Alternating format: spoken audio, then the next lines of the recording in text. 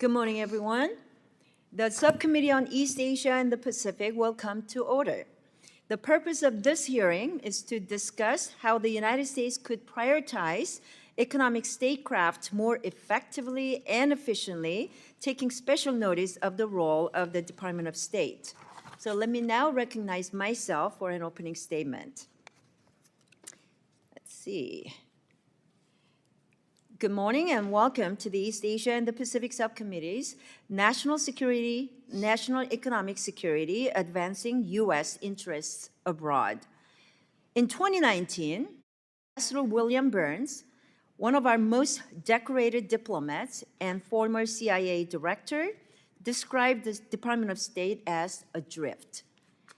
Over the years, the department has had trouble finding its purpose as functions and authorities have been stripped away or absorbed by the National Security Council, Department of Defense, and even agencies traditionally focused on domestic issues.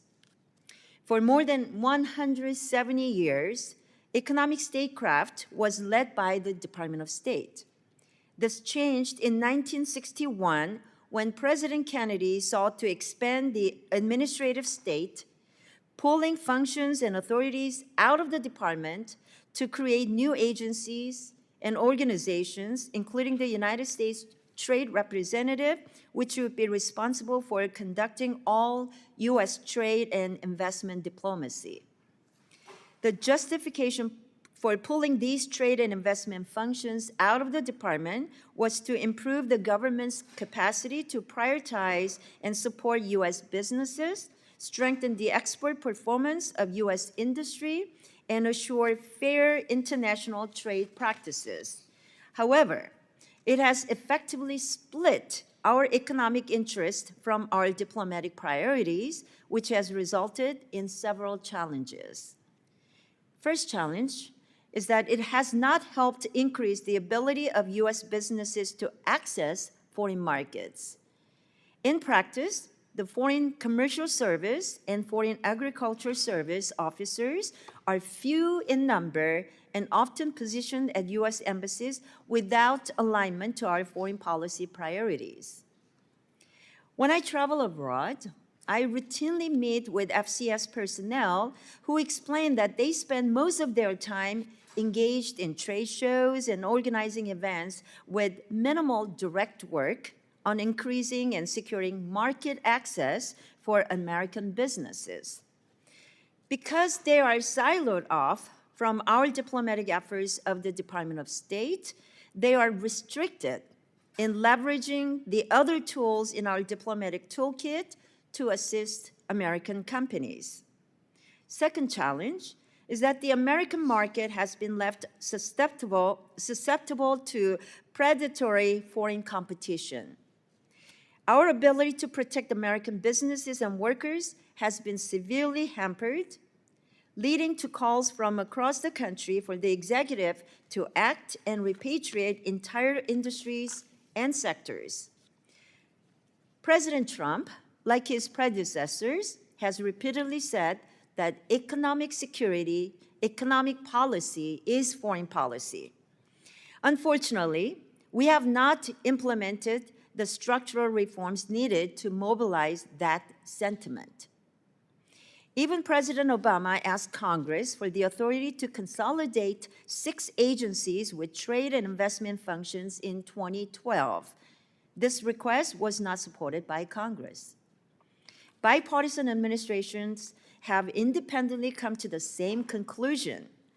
The current alignment of functions and agencies charged with leading our economic statecraft effort is in need of structural reform.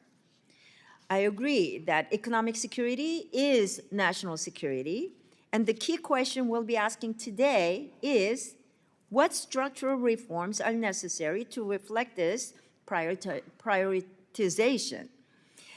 So we intend to answer that questions in our committee's first comprehensive state authorization legislation that we will be doing in more than 20 years. So let me now recognize Ranking Member Ami Bera for your opening remarks. Thank you, Madam Chairwoman. And I also just want to recognize and appreciate that in our conversation setting up this hearing that we set up a bipartisan panel. So do appreciate that because, again, market access, helping our companies be successful around the world is not a Democratic or Republican agenda item. It's something that I think we all care about. I appreciate the witnesses. Obviously I've gotten to know Wendy Cutler and Matt Goodman over the years, and I've had the pleasure of working with you, and certainly look forward to hearing from the Republican witnesses. I've said this a lot. Had I had a magic wand, we'd go back to 2014, and we would have had TPP in place, and we would have had a framework for the movement of goods and services. We're not there yet, so we are where we are.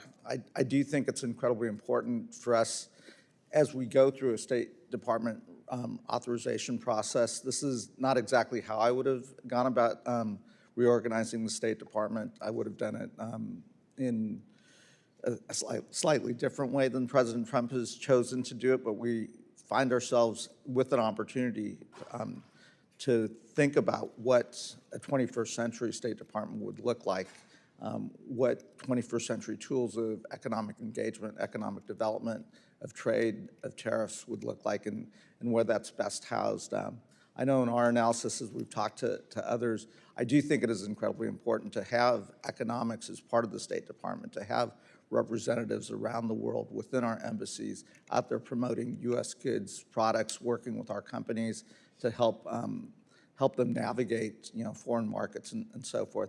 I also think it's very important as we watch these tariff conversations unfold, that we take it as an opportunity perhaps to remove tariff barriers.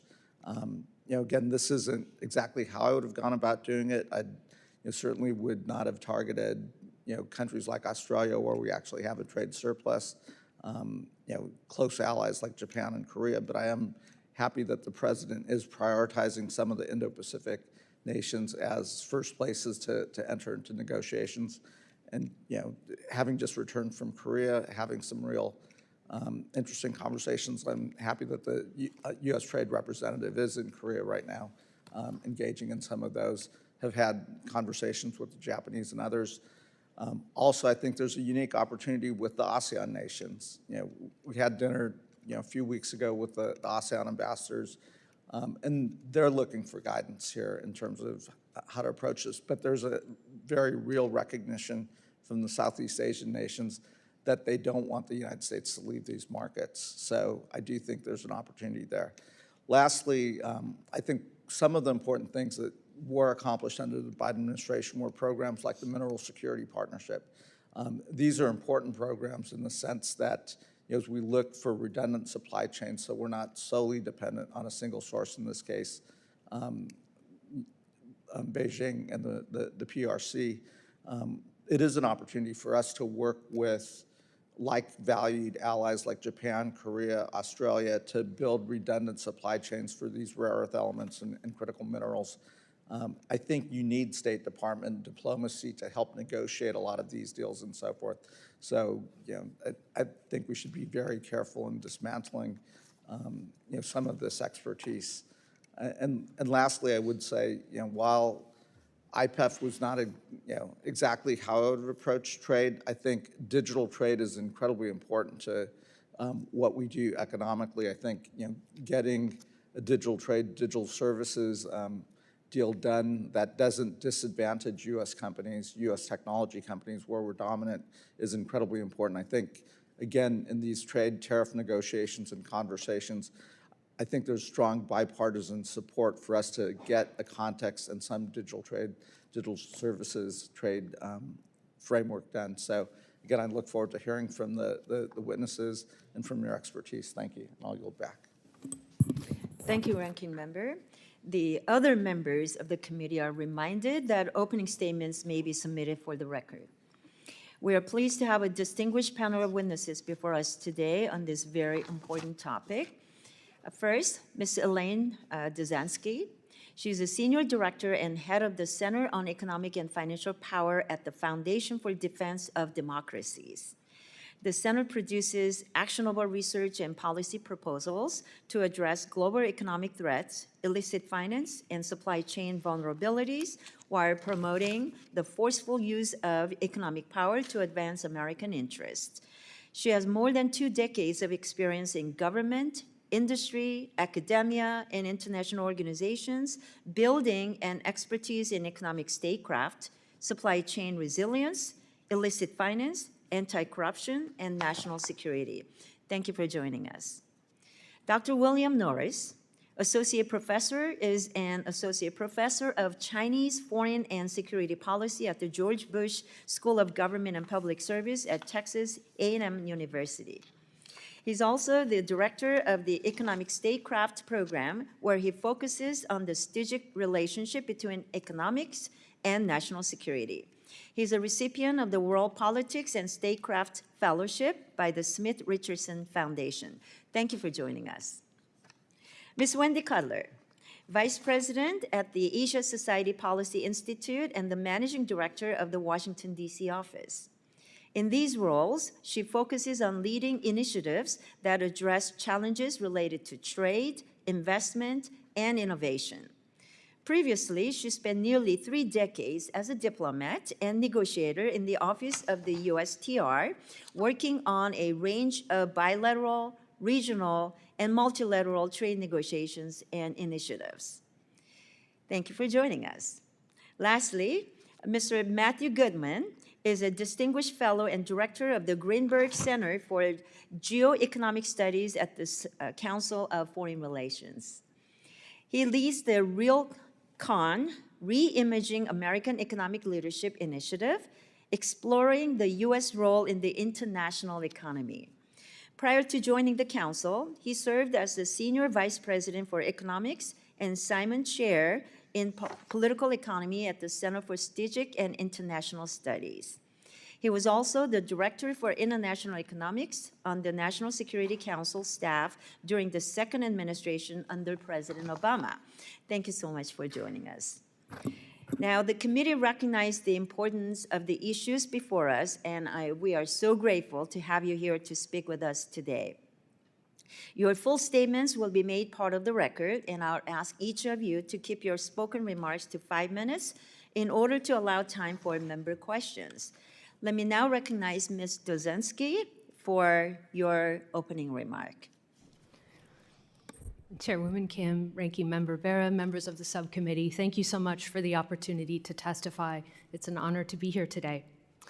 The United States has too often responded to serious geopolitical challenges in an unserious way, failing to prepare for either crises or opportunities and poorly employing one of America's most potent weapons, our economic power.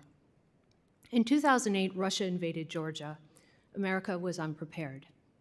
In 2014, Russia invaded Ukraine and illegally annexed Crimea. Again, America was unprepared. In 2022, Russia again invaded Ukraine and started a war that killed hundreds of thousands of soldiers and civilians. Somehow, once again, we were unprepared. In each case, our economic power was either underutilized or disregarded. Sanctions, when they came, were ad hoc, incremental, and did more to push the war into a stalemate than to bring peace. Poorly enforced export controls led to blatant evasion, and leaky oil caps gave rise to a shadow fleet flotilla.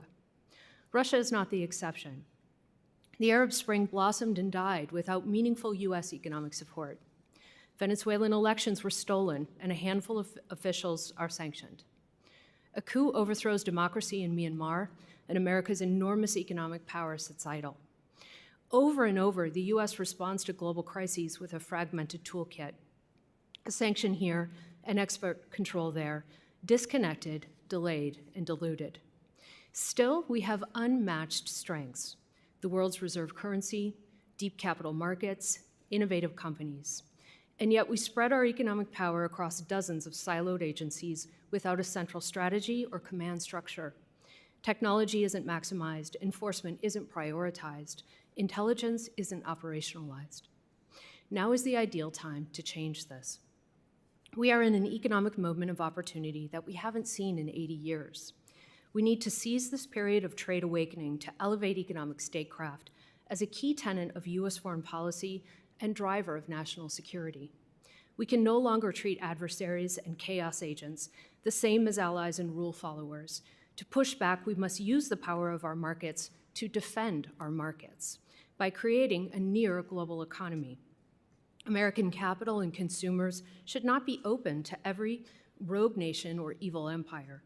Access to our markets must be reserved for those who accept market principles, and access to our currency must be granted to those who don't manipulate their own. The status quo must change, and quickly. As my written testimony lays out, the State Department is well placed to meet the new global moment of economic engagement by reinforcing foreign policy strengths and developing new economic policy capabilities. We must begin, however, with a recognition that we may have launched an economic war without an economic Pentagon. To address our organizational deficiencies will require dedicated new leadership, such as establishing a Deputy Secretary of State for Economic Security that could lead a new interagency economic command center. It will require new specialists on economic security within the diplomatic corps to translate strategies into country-level action and feed local intelligence back into policy. It will require new planning capacities to proactively wargame risk scenarios and develop pre-planned economic strike packages and reserve staff to call up in times of crisis. It will require innovative new tools like an economic strike force to provide a conditional support package when a regime is toppled or a reformer comes to power to support banking, trade, and sustain jobs for potential new allies during periods of upheaval. And it will require modernizing our economic statecraft efforts with new technology, real-time data, and innovative intelligence tools. New capacities, better training, and leading-edge technology are all essential, but there must also be an institutional shift of culture and mindset. Economic security must go beyond isolated sanctions and export controls to a coordinated strategy that deploys tariffs, investment screening, supply chain initiatives, transparency mechanisms, and foreign development in a more integrated way. As I show in a graphic on the final page of my written testimony, the wide variety of statecraft tools are integrated gears that drive the engine of America's economic power projection. With the right leadership, the right tools, and the right strategy, we can unleash the full potential of that engine. We can bring American economic power to bear faster, smarter, and with purpose. We can deter aggression, support allies, and help anchor a near-global economy that is stable, free, open, and fair. Thank you, and I look forward to your questions. Thank you. And I now recognize Dr. Norris for your opening statement. Thank you, Chairwoman Kim, Ranking Member Bera, members of the subcommittee. I thank you for the opportunity to speak today. My comments are my own. I'm not representing my employer, Texas A&M University, nor the Bush School of Government and Public Service. This testimony represents my own views and does not reflect the endorsement or perspective of any other organization with which I am or have been affiliated. I'd like to cover three topics in my oral testimony today. First, I'm going to provide an innovative definition of economic statecraft itself, which I hope will be constructive. Then I'll briefly suggest a simple way to improve how we approach economic statecraft strategy. I'll be suggesting that we shift our way of thinking away from a tools-based approach oriented exclusively around the authorities that exist in the US government and towards more of a end-state approach of desired effects and what we're trying to accomplish with that. I'll end with some general principles that I hope will help guide our path forward as we endeavor to do economic statecraft better. Economic statecraft itself can be something of a Rorschach test. What you see when you look at it depends heavily on where you sit. For example, if you're at OFAC and you're an analyst at Treasury, you think of economic statecraft primarily as sanctions. If you're in the Commerce Department, economic statecraft is about promoting US businesses abroad, or perhaps it's about economic export controls if you're at the Bureau of Industry and Security. The point is, many people now care about economic statecraft, but we don't really have a common definition or lexicon on this important topic yet. My work at the Economic Statecraft program at Texas A&M University has thought long and hard about this, and we've come up with what I think might be a useful way for thinking about the phenomenon of economic statecraft.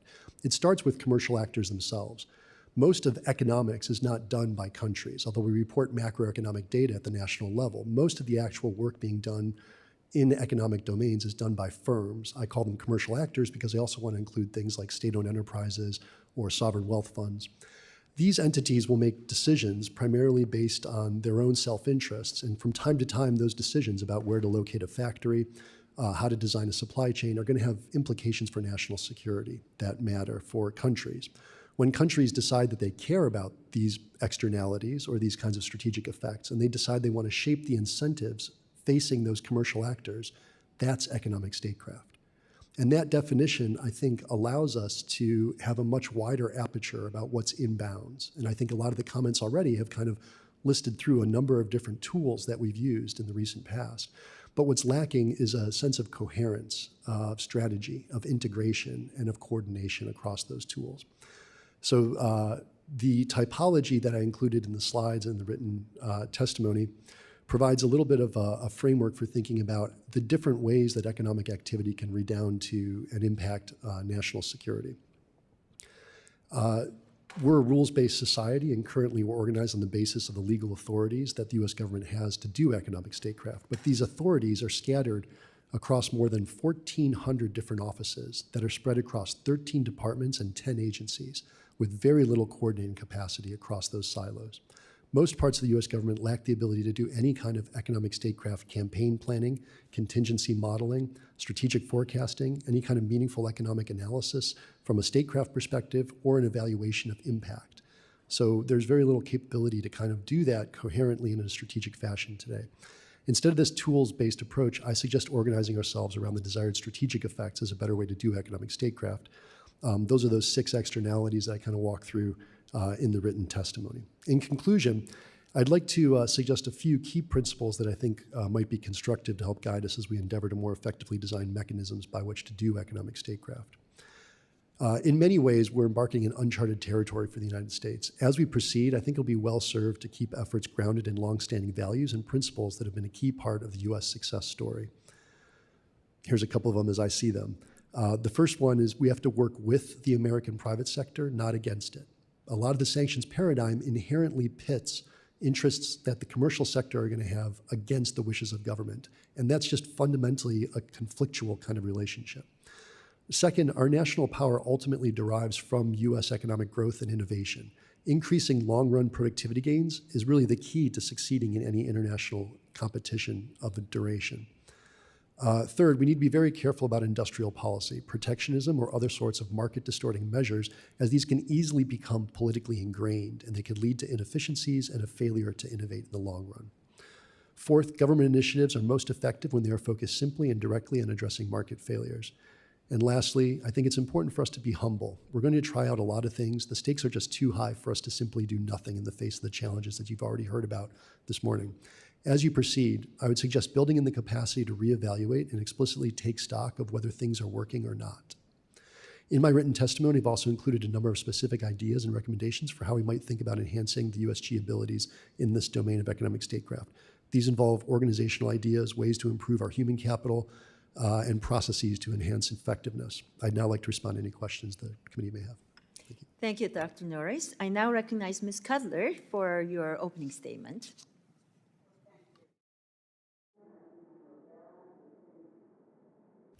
And distinguished members of the subcommittee, thank you so much for inviting me to testify before you today.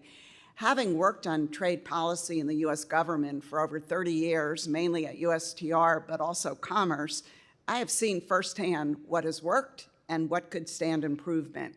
And I wholeheartedly agree with the committee's premise for this hearing, namely that in today's environment, economic policy is indeed foreign policy and economic security is national security. Over the past few months, I've traveled to Asia extensively and have conversed with many delegations in Washington negotiating trade agreements. My Asian colleagues have shared with me their deep concerns about the direction of US trade and economic policy and the atmosphere of uncertainty it has created. They do not understand the US endgame, particularly if we seek their cooperation to counter China. Some have gone so far as to say they no longer know the United States, which looks increasingly unreliable and inward-looking.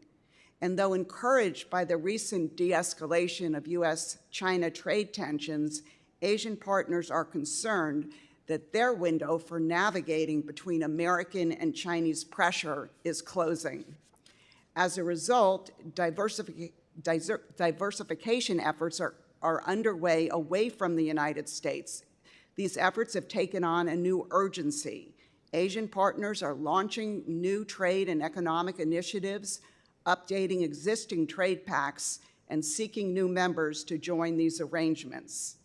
And as we continue to retreat from leadership, Chinese officials are stepping up their so-called charm offensive, trying to woo countries by offering to build new railways and bridges, lift sanctions, and portraying Beijing as the defender of the multilateral rules-based system.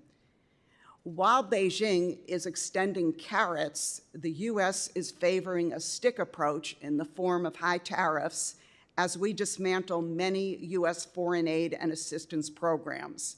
The contrast could not be starker. Successful economic statecraft cannot be achieved solely by thinking how we should reorganize or restructure at home.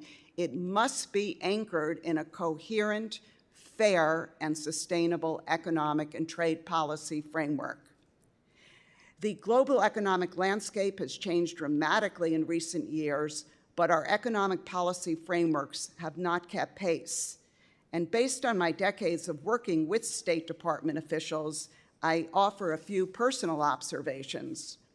First, I believe that the personnel rotational system at State works against State officials playing a more central role on economic matters. Trade negotiations often require technical expertise and take multiple years to negotiate, while State Department assignments typically last 2 or 3 years. Second, economic jobs are generally viewed more as backwater assignments at State, with ambitious foreign service officers preferring to stay in the foreign policy and security lanes. Regarding how the U.S. government should organize itself to address economic statecraft, economic security, and trade more effectively, it's safe to say that if we could start from scratch, our current model, whereby key functions are scattered among many agencies, would not be the first choice. If we look to centralize all of these functions under one roof, in my view, none of the existing agencies are fit for purpose.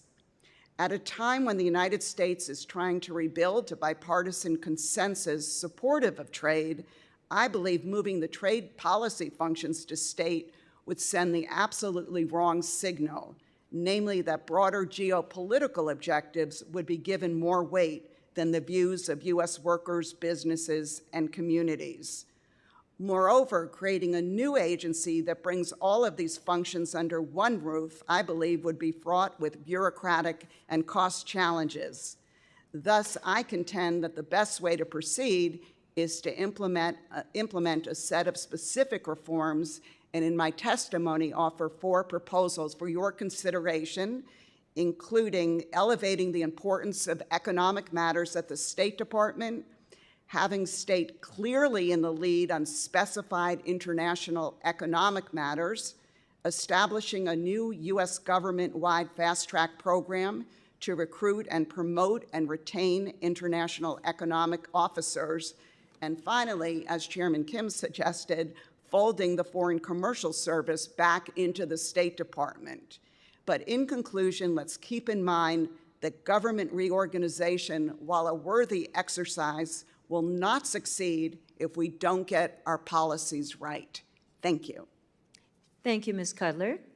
I now recognize Mr. Goodman for your opening statement.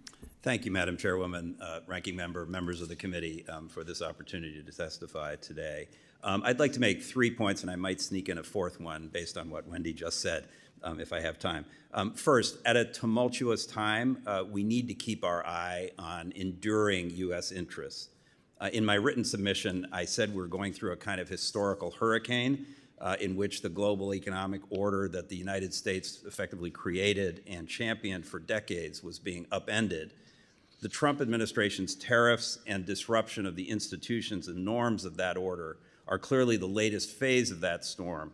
But you could argue the order has been teetering since the first decade of this century, buffeted by the so-called China shock, the inflows of cheap manufactured goods before and after China joined the WTO in 2001 that devastated certain sectors and geographies in the United States, and the global financial crisis later that decade.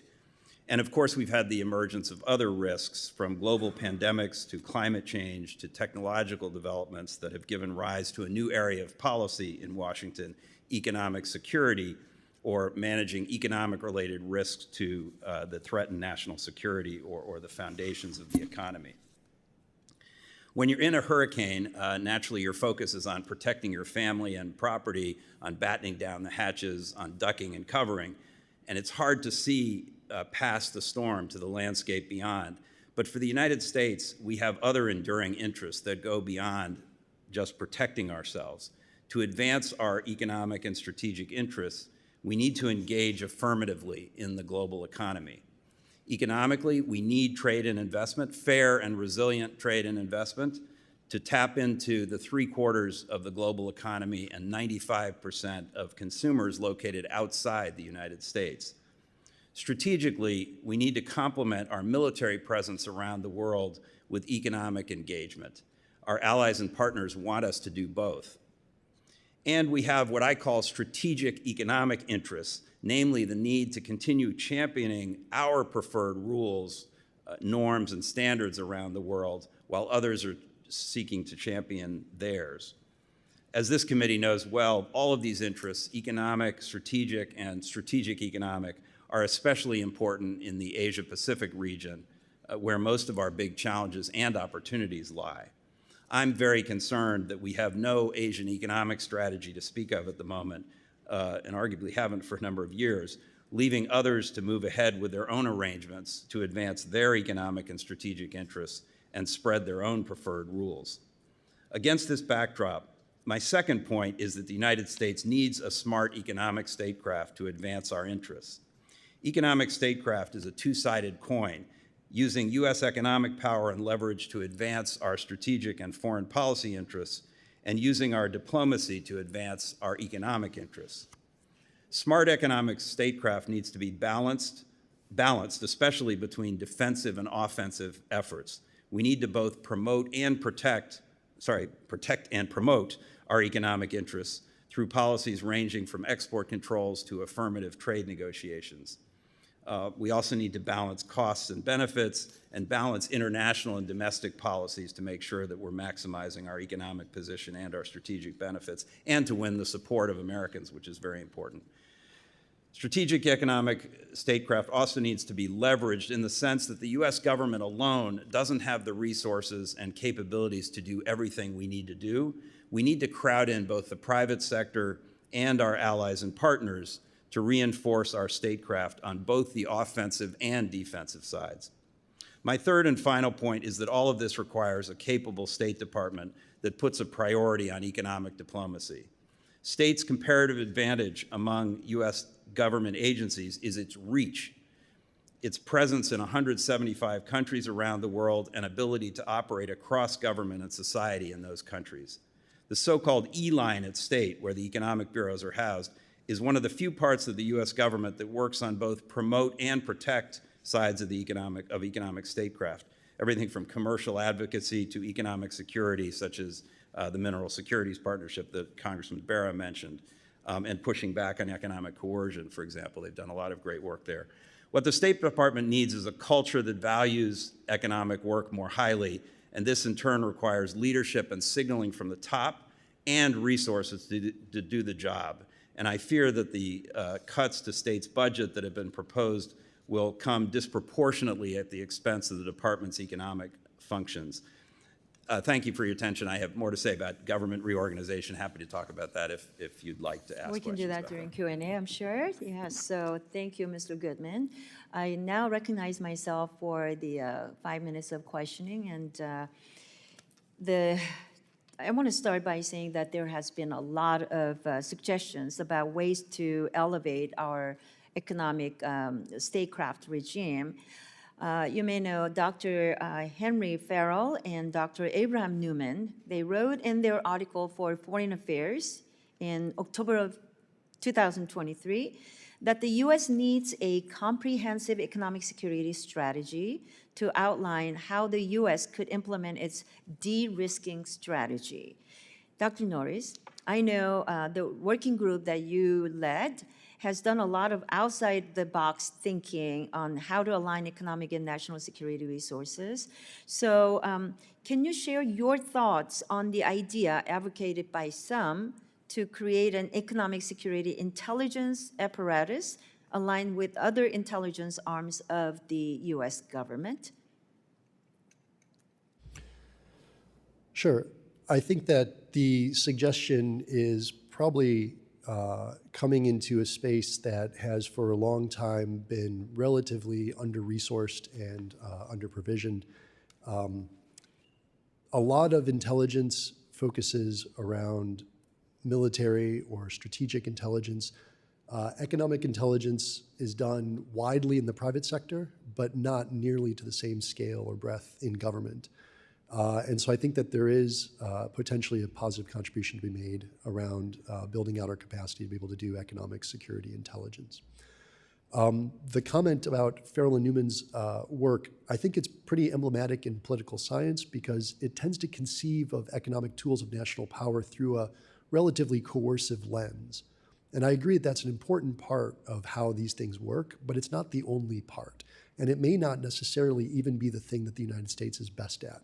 So I'd encourage the committee to think more broadly and holistically about economic tools of national power. Thank you. Thank you. You know, should Congress consider reviving the Office of Technology Assessment that provided legislative branch with scientific advice? What is your thinking on that? I am not a technical specialist, so I always find technical advice to be very constructive in a policy domain. I think that it's useful in terms of informing good policy. It provides that kind of information flow back and forth. Well, let me go to Ms. Dezenski.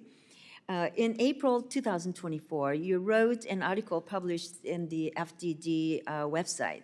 I think the title was "Economic Security is National Security," in which you seem to support the idea of creating a new Economic Security Council to be used as a referee to mitigate the disputes between the NSC and NEC. Is that still your view, and how do you feel about Economic Security Council idea today? I do think it's still a good idea to have that strong interagency engagement and the ability to close the gap across the siloed organizations and regulatory authorities and policies that are being used right now. So I think we need that more than ever. Thank you. The department has struggled to find its purpose as its most important authorities and functions have been absorbed by other agencies, as I mentioned in my opening remarks. This is especially true when it comes to our economic statecraft. Presidents Obama, Trump, both made efforts to move USTR, and President Obama proposed to consolidate it with 5 other agencies, and President Trump said it should be absorbed by Commerce. So there is bipartisan belief that USTR's current independent status is undesirable. Dr. Norris, where should USTR reside?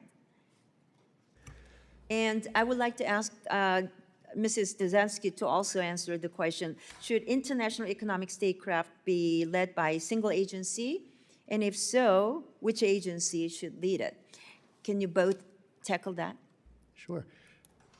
So USTR plays a very important role in spearheading trade efforts on the part of the U.S. government. I think what's missing has been the ability to integrate that into a larger strategy and security strategy. At various times we have integrated it.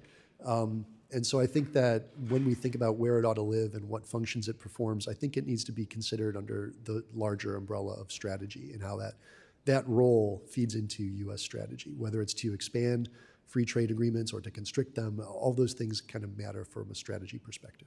Thank you. And I'm going to give some time. Thank you. With respect to who should lead on economic statecraft, I think there's a leadership role across a variety of organizations, tools and authorities, as I mentioned in the testimony, but I do think there is an opportunity for State Department to take a lead coordination role. It just feels like the time is right for this. It has to reside somewhere.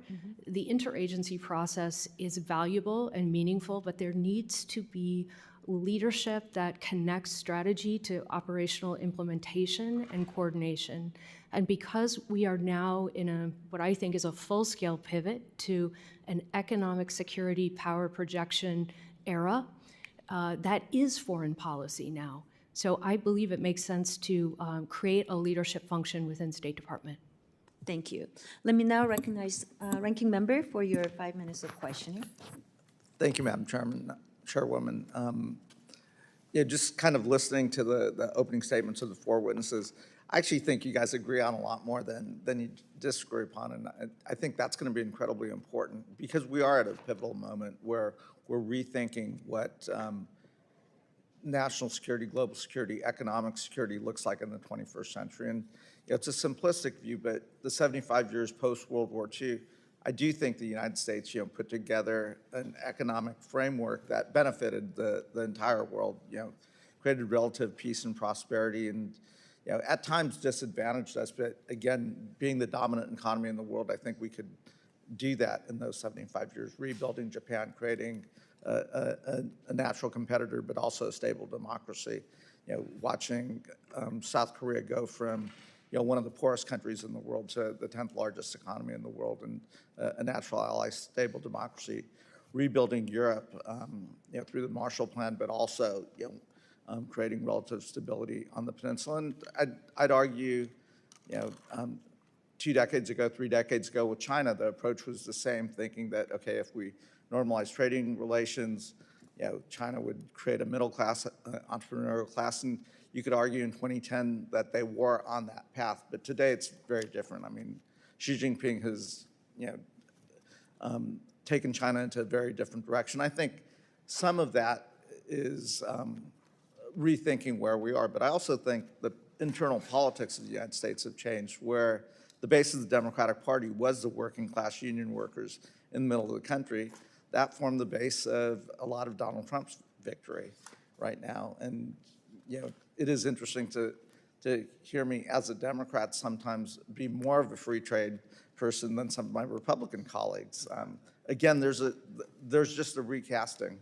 So a couple things. I do think it'll be incredibly important in these next, 2 years, 4 years, 10 years, as we try to think what is a 21st century global economic order. It is going to be different than the past, and I think this is a worthwhile exercise, but it can't be a partisan exercise, because if all it is Republican policy for 2 years or 4 years, then Democratic policy for 2 years or 4 years, that will really disadvantage us as a nation. And what served us well in the 20th century was we had an American policy, an American strategy, whether you agreed with that or didn't. I have a couple things that do cause me some worry, though. One is where the private sector and shareholder activism sits here. And what I mean by that is, when I was in Shanghai a decade ago visiting a GM plant, the Chinese owned 51% of that plant, and GM owned 49% of that plant. And they very much knew that Chinese were learning how to build cars. And as soon as they figured out how to build those cars and sell that technology, they'd kick them out. Yet they continued to do that because they were so concerned about quarter-over-quarter profits because of what their shareholders and the pressure that the CEOs were under. I think that's a bad way to drive economic strategy, because I think there's short-term profits but long-term disadvantages. I don't know exactly how to solve that, but I have raised that with many of the American leading CEOs, and they would they would love for us to solve that issue, because they don't want to deal with those shareholders and that activism. They would rather build companies for long-term profits. I think that's incredibly important. I do think, Ms. Cutler, Mr. Goodman, both of you, I think, Wendy, you said the economic policy jobs were backwater jobs at state. We've heard that repeatedly. And in this framework, I think we have to elevate and make those jobs more significant. What that looks like across the interagency process, I don't exactly know. I think it is components of diplomacy, it is components of market access, promotion, et cetera, and how that looks. If it's a single agency, if it's an interagency task force, again, you guys are smarter than I am on this. And Mr. Goodman, you talked a little bit about you weren't able to get to government reframework, so let me give you the last 30 seconds to touch on that. Thank you, Congressman, and I agree with everything you just said. And I would also, the point I wanted to make is to foot stomp what Wendy said, which is that it's really less about organization than it is about strategy and policy. I mean, we have to get that right. I actually, having worked twice in the National Security Council staff under very powerful deputy national security advisors for international economics, respectively in the Bush and Obama White Houses, they ran a pretty good process of pulling agencies together and getting them to coordinate. I actually think you could do it that way. You still need a very empowered State Department, but I would keep the agencies with their individual comparative advantages doing what they do best, and then have a really tight White House process to coordinate it. The gentleman's time has expired. I recognize myself now for 5 minutes, and as I reflect on the insightful testimony of all of our witnesses, I want to make an initial observation. I wholeheartedly agree with Mr. Goodman's observation that sound, smart foreign policy involves economic statecraft, involves economic engagement, and there is a narrative, I think, communicated by some, that the America First strategy of the current administration is disengagement, and that allows China to fill a vacuum. I actually see it the opposite way. As Secretary Bessent rightly pointed out, America First is not America alone. And while the tariff strategy has created some uncertainties and turbulence, what it has done is actually deepened engagement, not disengagement, but deepened negotiations with partners, allies, and adversaries like China to actually get us to a point where there is more American leadership and engagement in the world on the economic front.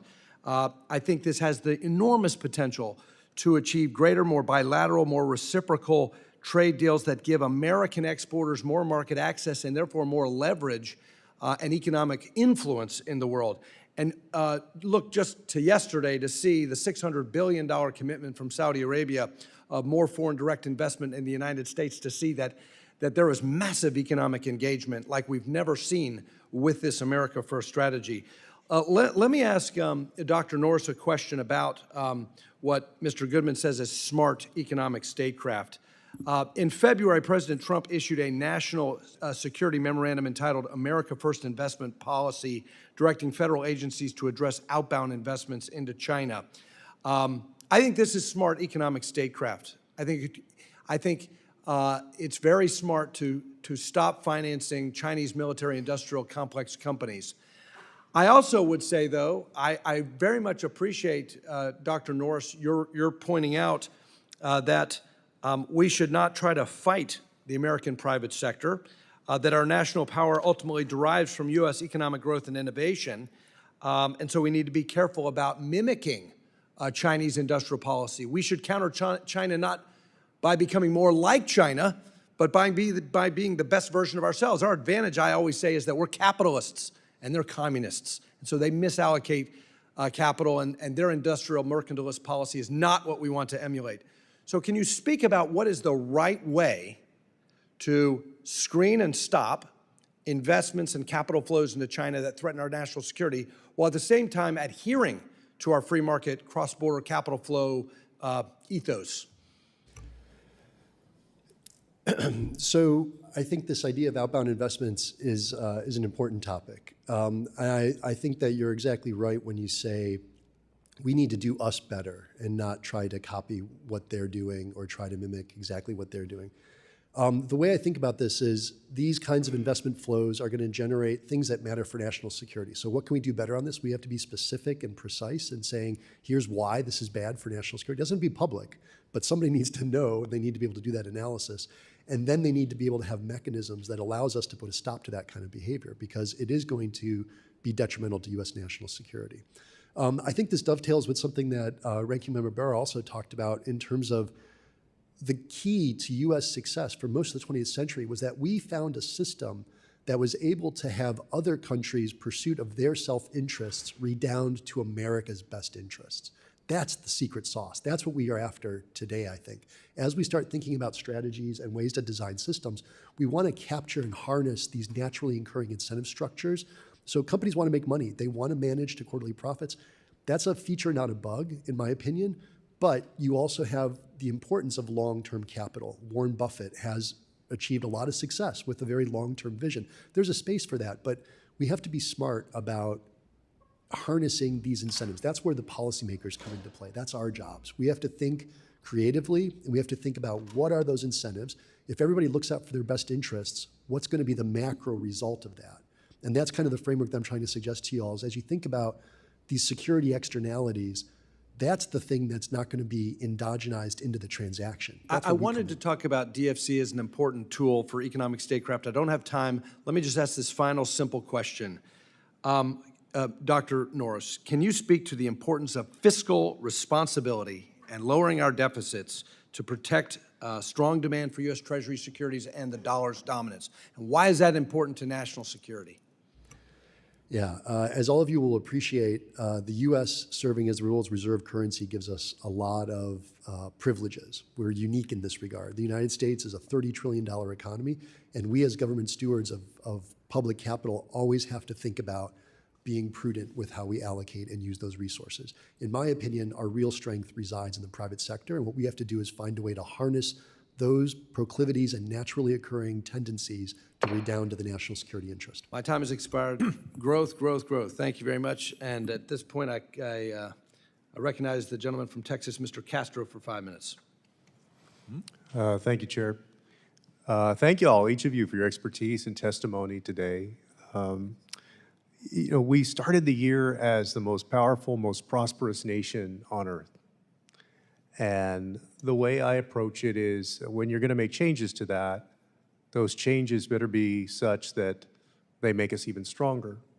That's not to say that there aren't deep challenges that we face, particularly domestically, issues that we need to address for workers and so forth, and even in trade policy. But I think it's fair to say that the last few months in terms of economics around the world and trade policy has been chaotic.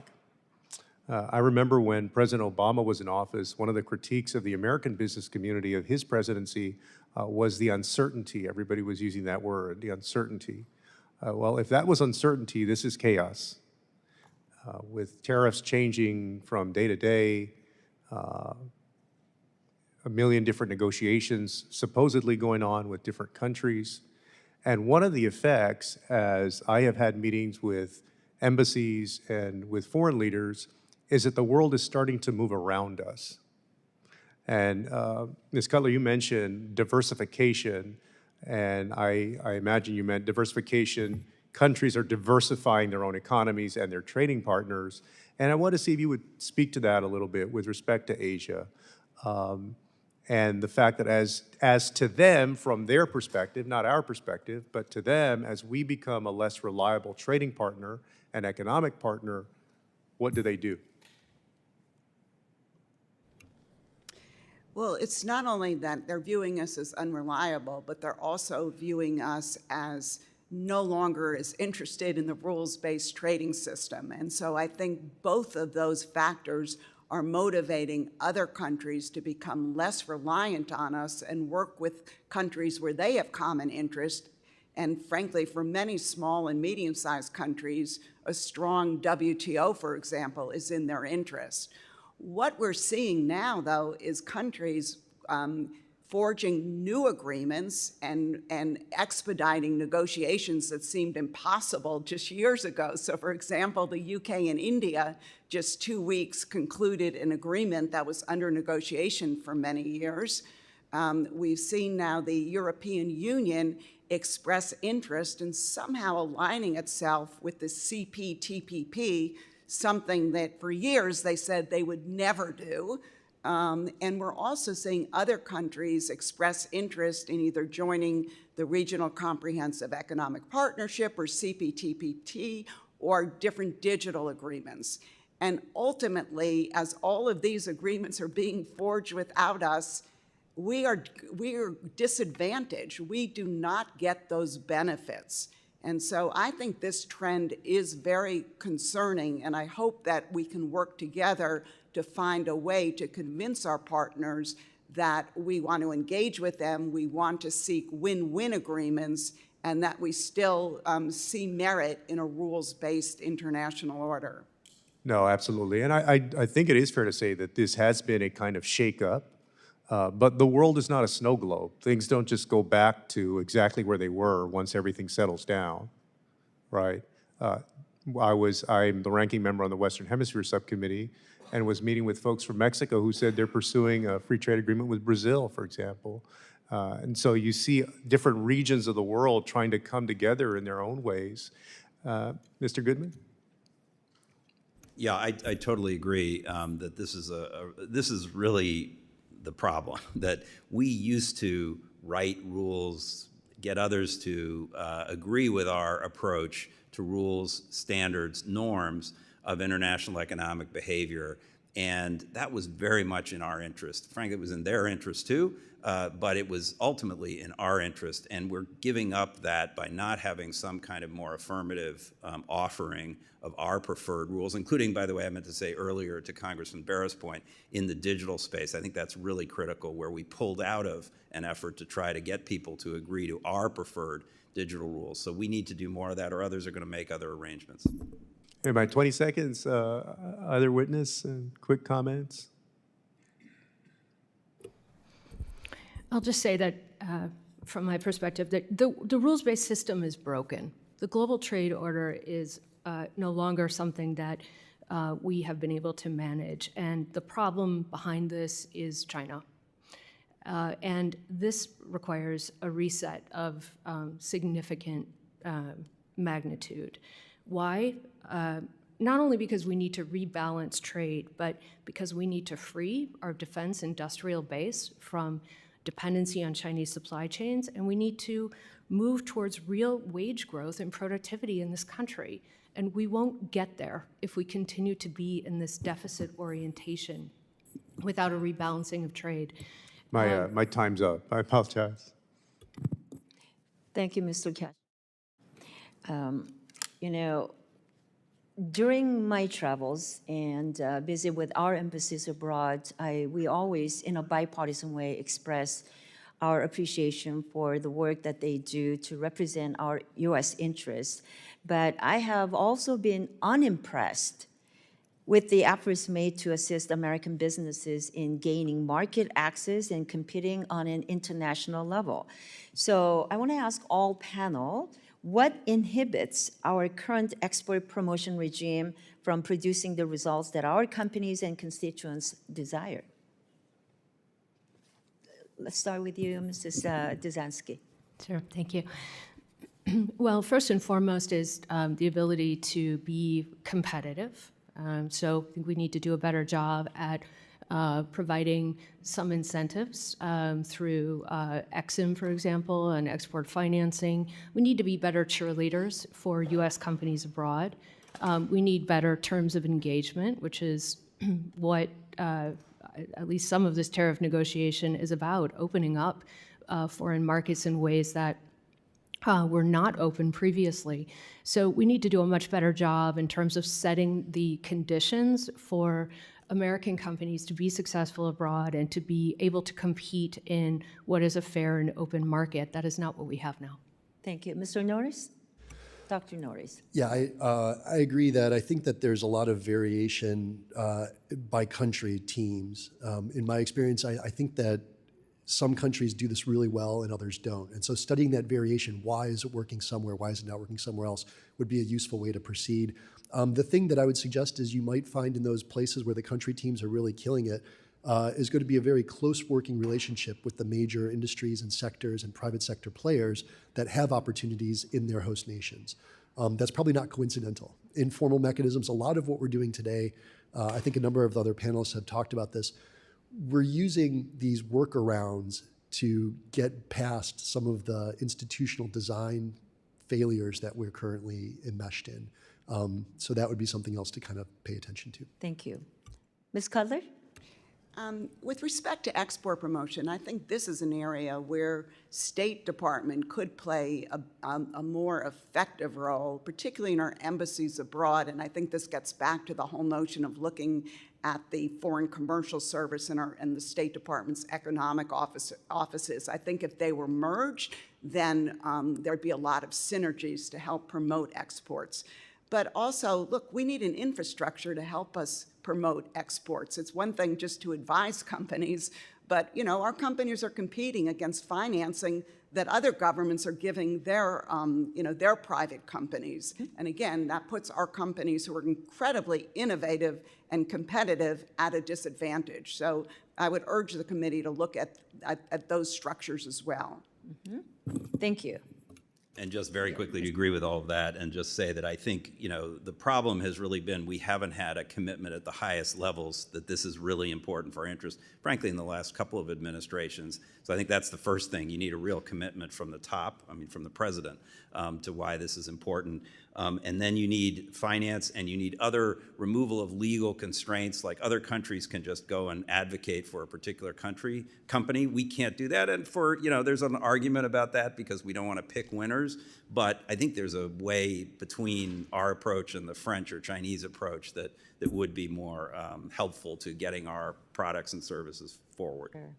Ms. Cutler mentions and then you also, Mr. Goodman, financing is another way, and our committee is also charged with authorizing or reauthorizing DFC, so we will address that issue. But other than, in addition to that, what suggestion do you have to improve our export promotion regime? I want to ask Mr. Norris and Dezenski to also address that as well. Yeah, I think that capital provision is an important dynamic here, not least because we're dealing with an unfair playing field often. There's either a different risk appetite or a different cost of capital. One of the things, again, I don't want to sound like a broken record, but I think it is really important to think about how we can be good stewards of public resources and crowd in private capital. So things like EXIM, when they think about being able to take some of the riskiest tranches off the table and then the rest of it looks commercially viable. That's the way to kind of get good leverage and good maximization when we think about those resources. Over. I would just add that I think we need to focus on the U.S. ground game abroad, and that's about bringing together all of the capacities that we have in key markets of interest to us, where we see the big opportunities to expand our manufacturing and export opportunity. There are a lot of them, but we don't really have a game plan. Thank you. Let me now give the podium to Mr. Olszewski for your 5 minutes of questioning. Thank you, Chair Kim, to our ranking member Bera for holding this hearing. It's actually a good follow-up to an outstanding roundtable discussion we had just last week with some of our Pacific Island ambassadors discussing partnerships and strengthening those in the region.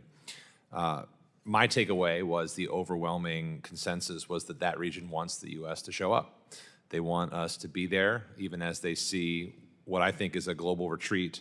And again, they were concerned about the on-again, off-again tariffs from the administration. In some ways, it reinforced the point made by my colleague, Representative Castro, about you know, the world is still moving. So appreciate all of your testimony today on that front. That roundtable specifically touched on two issues I hope to focus on with my time. One is the mounting debt crisis being driven partly by Chinese lending practices, as well as strengthening economic growth through a pact modeled on something like AGOA, the African Growth and Opportunity Act. We know that China's extensive lending policies on Pacific Islands has resulted in unsustainable debt burdens. Tonga, for example, relies heavily on international loans and is currently saddled with more than $100 million in debt. To China, that's about 20% of its GDP. Not a one-off story. Over the past 20 years, China's become one of the largest lenders in the region, and often governments then face an impossible choice. Do we cut spending on critical services, or do we default on our loans and risk access to future financing? So we know that this is possible. We need to show up and support our businesses, to the chair's point. Actually, there's a great company in my home state of Maryland doing great work. It is a company called InventWood. It's a supplier of climate-resilient building materials in Frederick, Maryland. It signed a landmark partnership with Tonga to advance climate-resilient construction across the Pacific. So we want to be incentivizing more partnerships like that for a model for sustainable development. We'll start on the debt crisis, and we'll start with you, Mr. Goodman, and if others want to jump in. From your perspective, how has Chinese lending contributed to the current debt crisis in the Pacific Island countries, and what are the key risks for U.S. interests resulting from that? Yeah, it's a huge problem globally, and the Pacific Islands are very vulnerable to this model of Chinese lending that's non-transparent and has hidden conditions attached to it. This is something that there's been great work done on this by a group at the in Williamsburg, Aid Data, thank you. Aid Data and also the Center for Global Development here in Washington have done some great work on trying to expose the contracts and the terms on which China is making these lending. I think that's one thing that more transparency would be helpful. I think we also need to find a way through diplomacy to try to pull China into some of the international arrangements like the Paris Club, even if we have to rename it because China doesn't want a club that was set up without them in it originally. But we need to get them at the table to help with some of the resolution of these debts. And it is an absolutely critical issue. But the final thing is, the U.S. has to also offer some alternative. And I haven't said the word DFC myself, but just since others have mentioned it, I should have said it's really important that we reauthorize the DFC, give it more muscle power, let it fix this equity scoring problem, and make it a more capable organization. Because at the end of the day, that's what the Pacific Islanders want. They want us to have a better offer. Yeah, and I think we all agree on the reauthorization. Any other points on that one? I have a second question, a trade question on the AGOA-like trade pact that could signal, I think, a new commitment to the region and its growth.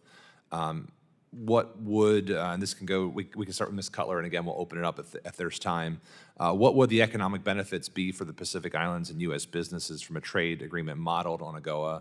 And what sectors hold the most promise for expanding trade, and how can we better incentivize more public-private partnerships like we mentioned with Inventwood back in Maryland?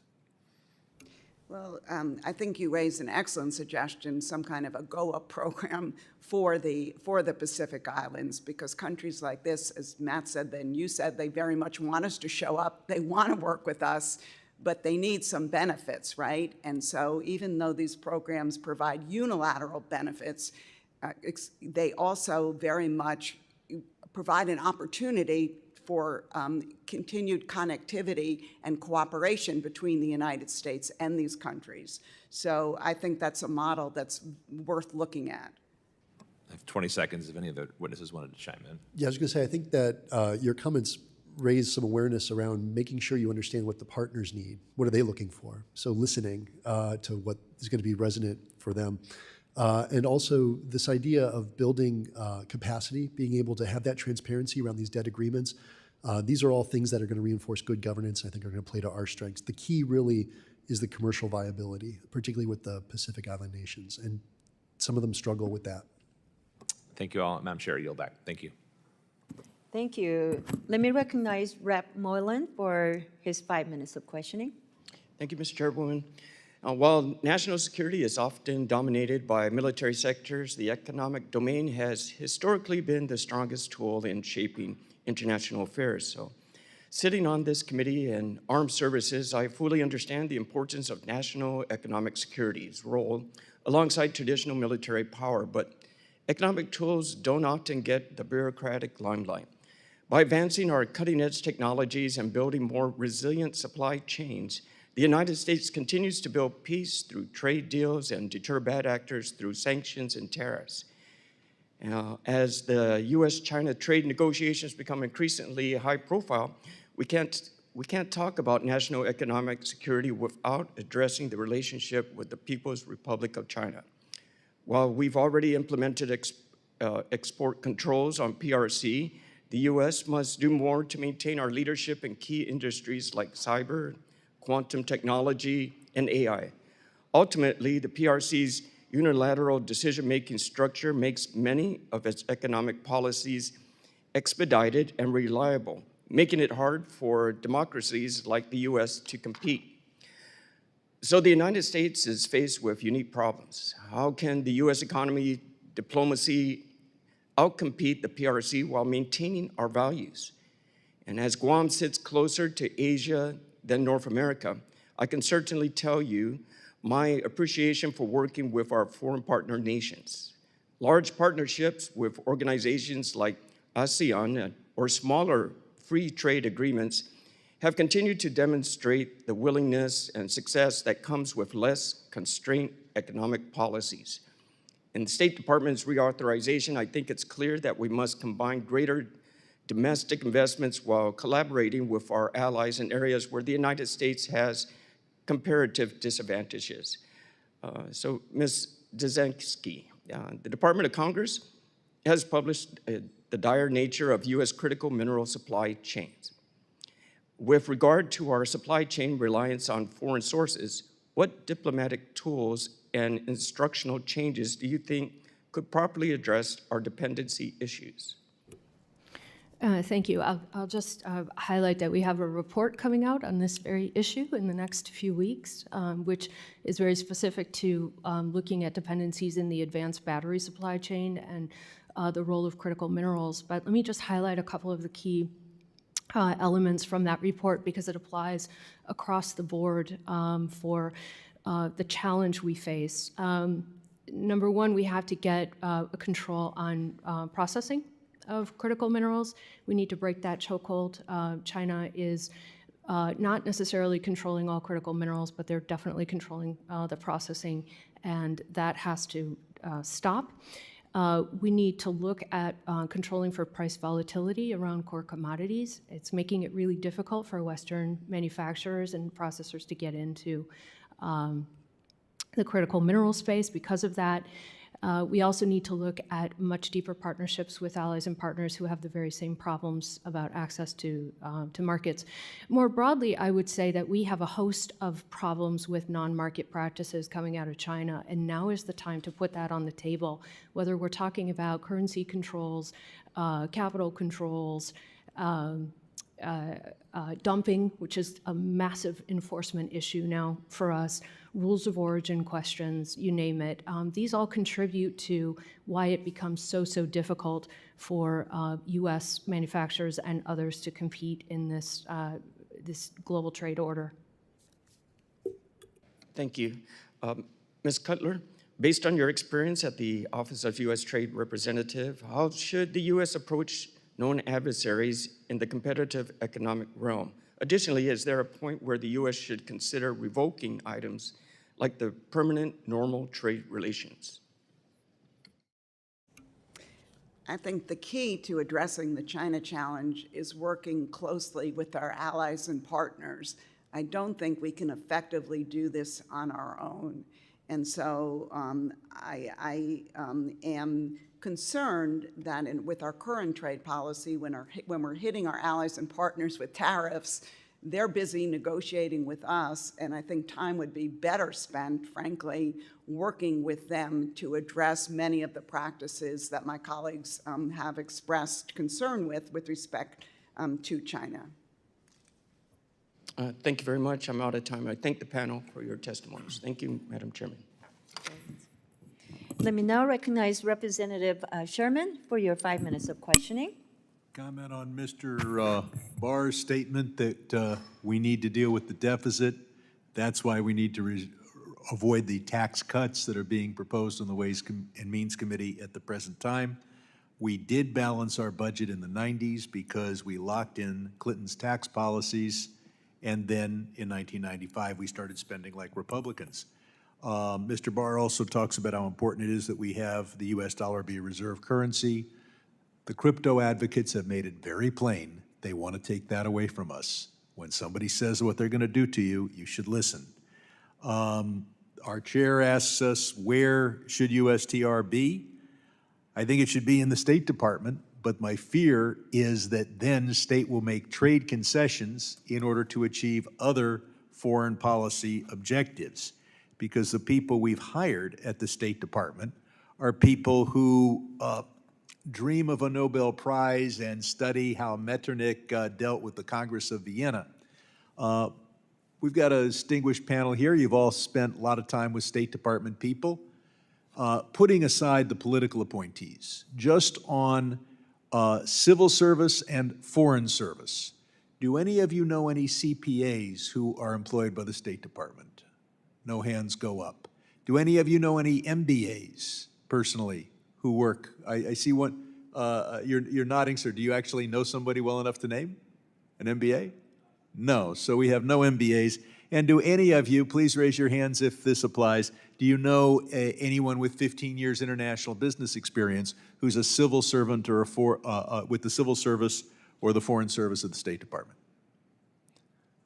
I assure you that if this was the House of Commons, lots of hands would have gone up.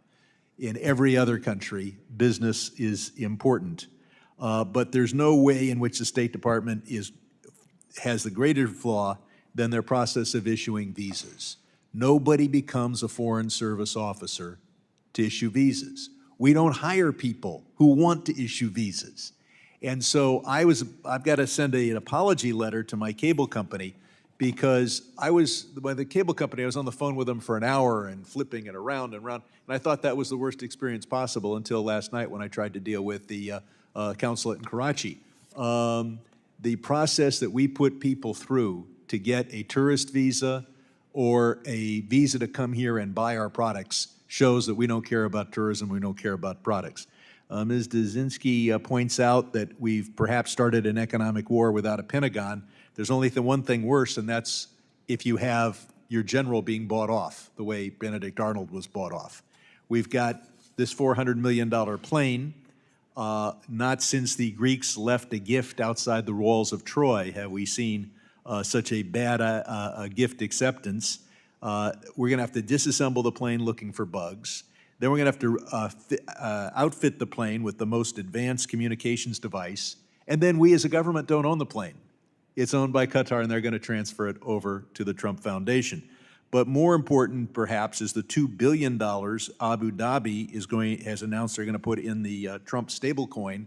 That is, at minimum, a $2 billion interest-free loan to the Trump organization. And then finally, we have Trump coin. We can put up the chart. Some 96% of this coin is owned by 40 wallets.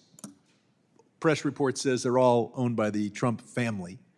And so anybody who buys the Trump coin is putting 96% of their money into those wallets. We, everyone on this subcommittee, I believe, voted to limit TikTok. We know how important that is. We gave them 75 days. And now I would like to put on the record an article from yesterday's New York Times. Tiny company with China ties announced big purchase of Trump cryptocurrency, and an announcement that $300 million is going to be put into those 40 wallets by an entity with ties to TikTok that has, the entity itself has 8 employees and no revenue, but they've been able to raise $300 billion from mysterious sources in a tax haven country. And I want to quote Charlie Dent, who served here with distinction, Republican member, former chair of the House Ethics Committee, when he said, "Make no mistake, these foreign entities and governments obviously want to curry favor with the president." So the only thing worse than not having a Pentagon is having a leading general who's been bought off. And with that, I think my time has expired. Thank you, Rev. Sherman. I think we're going for another round of questioning. So let me first ask the next few minutes, if Mrs. Dezenski and Dr. Norris could answer the question of if you can assess the economic vulnerabilities of the United States to China, and what should the United States do to take more active steps to limit those vulnerabilities? And if so, what policies can you recommend? Thank you. I would point out a couple of major vulnerabilities, one which I mentioned, which is the dependency of the U.S. defense industrial base on Chinese parts and Chinese technology. I think that's something that is untenable for us and needs to get rectified. How do we do that? We have to look deep within those supply chains to understand where to pull out that vulnerability and either bring production home or transfer that to allies and partners through some sort of ally shoring. There are critical dependencies on Chinese magnets, certainly on critical minerals coming from China. These are harder to solve, but we need a game plan, and that also needs to include some very targeted innovation. The defense industrial base and the, let's call it the US industrial base writ large is beginning to merge. A lot of the advanced technologies are the same, whether we're talking about manufacturing drones or manufacturing computers, et cetera. A lot of the inputs are the same. So we also need to think differently about these dependencies and how to get to that. In terms of what else we can be doing to highlight those vulnerabilities. This is where we need a lot more of that trade analysis and economic analysis that I highlight in the testimony. We need to have an all-of-government understanding of where these vulnerabilities are and then start applying the tools to call out where, for example, Chinese economic coercion may be stealing innovation from the U.S. and forcing us to fall further behind. Yeah, I think I would classify the U.S. vulnerabilities to China in this domain of economic statecraft as being, there are some that are acute, that are sort of in the near term, in the next 6 to 12 to 18 months.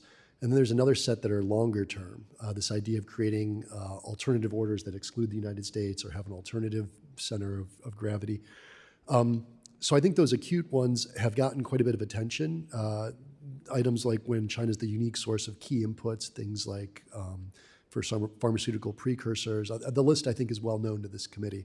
And what to do about that, I think the thing I like to do about this is stockpile if your competitor is subsidizing. I like buying at below market prices, and I'd like to buy a lot of it if it's something I feel like I need for a rainy day. Diversifying to partners and allies. When you have complementarity that exists among trusted partners and allies, China has a scale that's going to be, in certain areas, difficult for the United States to match unilaterally. And that's where I think partners and allies could really benefit the United States. And then, of course, bringing it in-house. And some of this is going to be able to be brought in-house, particularly if you're concerned about security externalities and if there's very clear reasons to be worried about stuff. But I do want to couch my remarks in a broader concept that the US and the Chinese economies are the world's single largest two economies. And 30 trillion and 18 trillion, there's a big gap before you get to number 3. These two are deeply integrated today. And there's a small portion of that integration that has direct national security ramifications, and that's what we should really be focusing on, particularly in the acute time frame. In the bigger time frame, if there's a real desire to decouple, that's another sort of conversation, another strategy. Is that ultimately in America's best interests? I think is a conversation we ought to be having as a nation. I don't necessarily have the right answer for you this morning on that.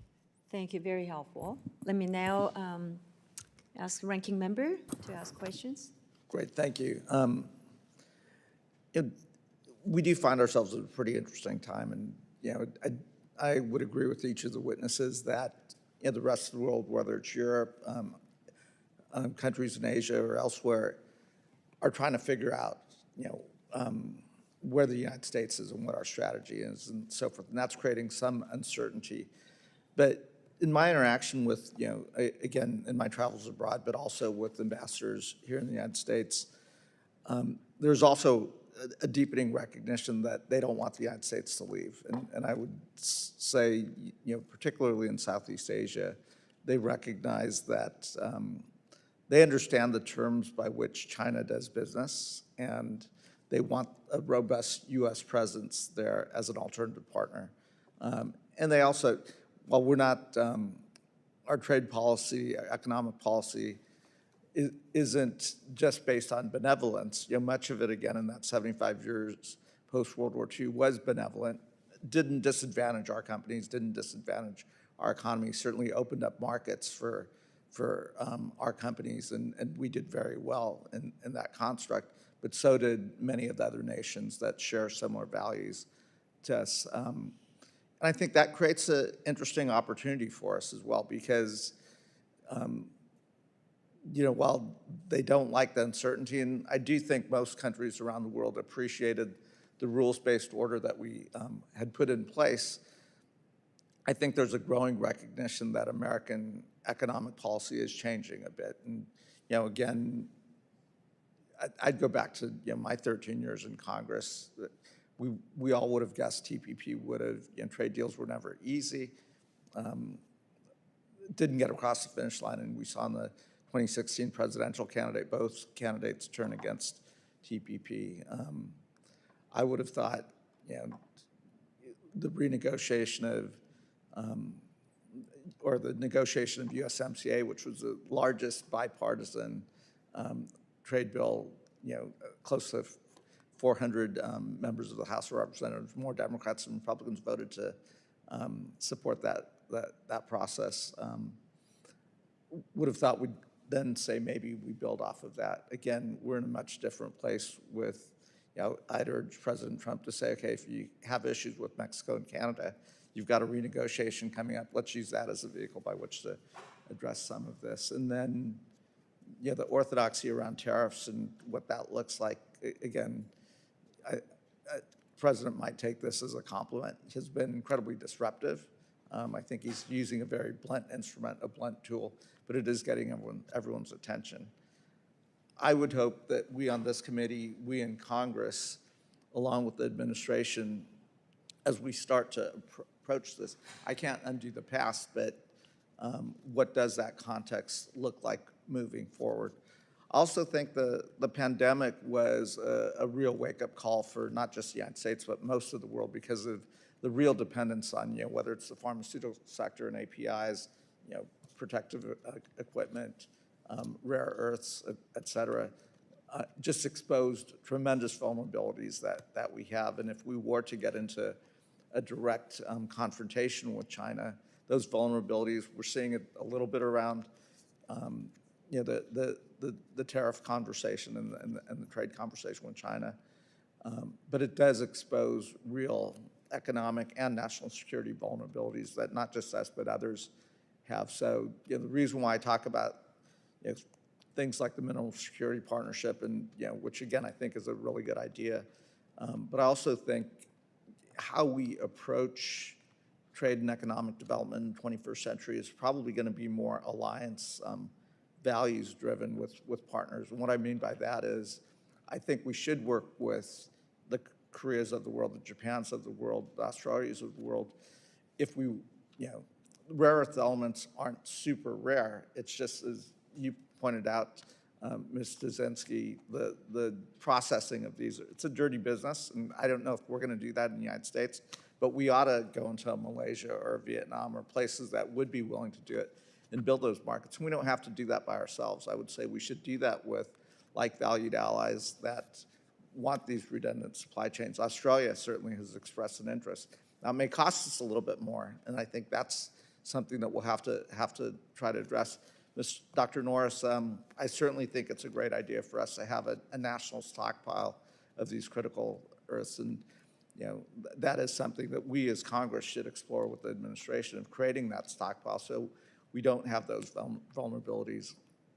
It's going to be different, and again, I will just go back to my supposition, which is this can't be a Democratic or a Republican strategy.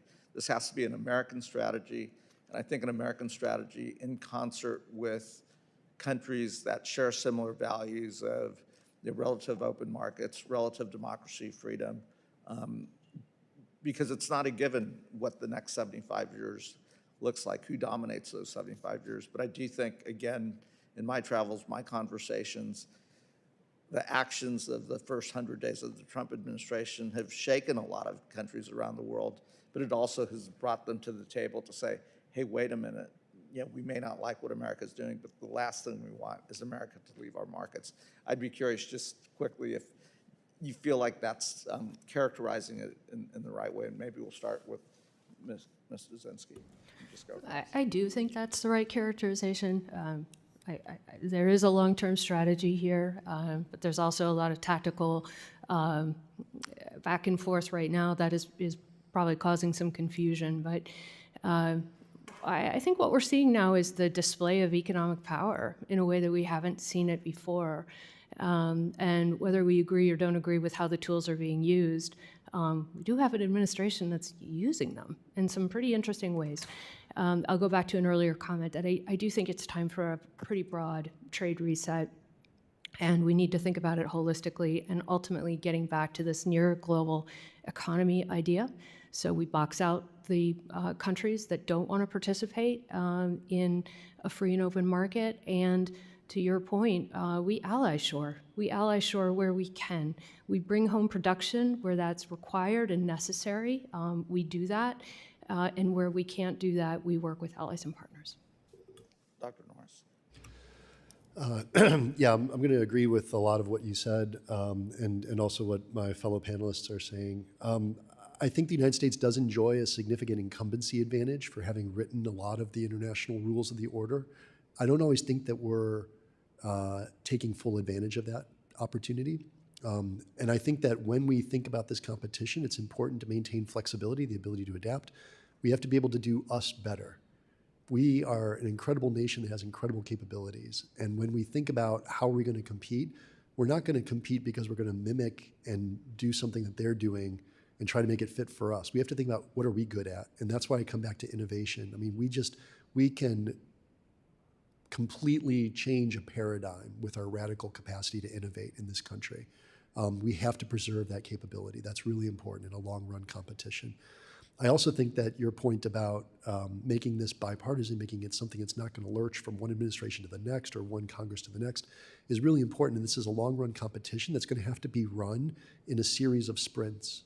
And they're going to be 4-year sprints or 2-year sprints. And we need to find strategies that are sustainable politically, economically, and socially for our fairly partisan and fairly divided country right now. I think that's really important. And I just would also agree that the idea of having trade and economic development be somewhat contingent on similar shared values, I think makes a lot of sense. There's nothing that quite clarifies who your friends are than a pretty significant new challenge that you collectively face, and you have to sort of say, okay, who do I want to have on my side? And that's kind of the moment we're in right now. And I think we can, to your point, this is kind of a unique moment. We should try to capitalize on it as best as we can to position ourselves for success for decades to come. Ms. Cutler. I also agree with almost everything he said. And particularly, I do think there is an opportunity here, okay? But what my concern is, we may squander that opportunity. And this is such a critical time where, based on all our discussion this morning, our allies and partners are extremely important in order to work with in order to achieve our objectives. So my view is carrots and sticks. Let's keep those carrots in mind. I think to date, we've been doing a pretty good job competing with China for the hearts and minds of third countries. But I worry through heavy-handed tariff requests, win-lose trade negotiations, and then the dismantling of a lot of our soft power, we may squander this opportunity if we don't all work together, Congress, the administration, the private sector, to really double down on our strengths and work with our allies and partners. Yeah, a colleague and I are doing a project in which we've been talking to a bunch of trading partners, mainly through their embassies, a few capitals. And we actually started this before the election, and we were trying to look at sort of what U.S. really needs from its trading partners and what it's willing to offer, what it needs to offer to get them to give those things. The conversation has diverted to, a lot of this uncertainty and confusion around tariffs. But I take away the same point you do, which is that while people are disturbed and troubled by that, there's a demand signal. They want to work with the United States, maybe in a slightly different way than the past. They recognize it's going to be different, but they want our engagement. They want our market still. They want our products. They want our leadership. They want, maybe access to our innovation ecosystem, which is a sort of new thing that we may be able to, it's not new, but we could package it as a new offer. So I do think there's a big opportunity, and I think the key is two things I want to say about trade policy going forward. One, we need a trade policy that combines sort of three things. One, it has to advance American interests, economically, strategically, other ways. Second, it has to incentivize our partners to want to work with us and give them some reason to give us the things we need. And third, it has to win the support of the American people, and that's really your job. But I do think the second point I want to make is it's really important for you guys to figure this out because in the end, if we don't have a trade policy that is embedded in law through you, it's not going to stick. It's going to be a house made of cards. You need the pylons dug deep into the soil, and that means you need legislated trade agreements, in my view. Thank you. I think we all agree that economic policy is foreign policy. With that, our goal of this hearing was to evaluate how we can position United States as the center of the economic statecraft. So thank you, everyone, for engaging the members of Congress in a very, very productive conversation today. It really was helpful in assessing that our current economic statecraft is an incoherent network of more than a dozen agencies and organizations with many of the overlapping responsibilities. As the saying goes, when everyone is in charge, no one is in charge. And I think that is true of economic statecraft architecture now.